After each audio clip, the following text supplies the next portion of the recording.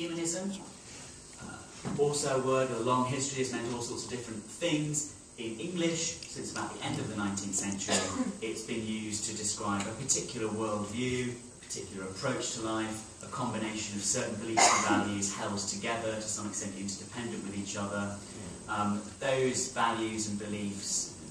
long books of weighty words and multiple volumes have been written as to describe what the essence of those different beliefs and values might be. But in summary, it comprises a sceptical approach to knowledge. So scepticism is definitely part of a humanist worldview, so a sceptical approach to knowledge. A view of morality as being not something that comes from outside of human beings, not something that was imported into our history at some historical point before which we were all behaving badly to each other and after which we could be guided properly by the rules that had come from outside. Not that approach to morality, but the approach to morality that instead says that our ability to think morally, our conscience, the very thing that with our rational minds we now call morality, is something that has a base in our actual humanity. Has a biological foundation in the social instincts, built upon by culture over time, of course, but that it's something that is created by human interactions with other human beings, not something uncanny from outside, from some sort of non-human origin.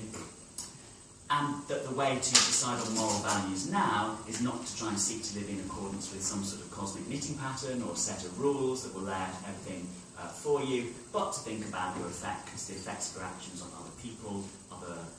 animals that approach people in their sentience or conscience or whatever. And that's the way to think about morality. And also that there is,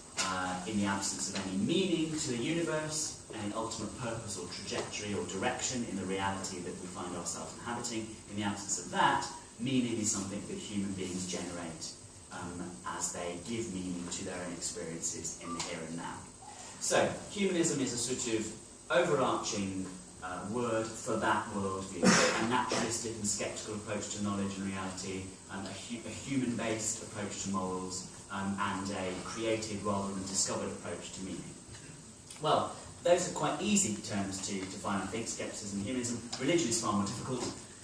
because people use it to mean all sorts of broad things. Obviously, as originally we start using it in the West to describe very clear structures, bodies of tradition and identity, and doctrine and so on within the monotheistic religions as we now think of them. But we've extended that term to mean things like, to describe things like very broad spiritual and philosophical traditions like Hinduism, whatever that's meant to mean, and that broad millennia-old tradition of thought, and Buddhism, which in many ways is a very non-religious approach to life. So I think that if the word religion does mean anything, to me, then we use it to describe systems of thought, approaches to life, worldviews, which although their adherents may have some things in common with humanists, some things in common with skeptics, at the end of the day there are some aspects which are taken on faith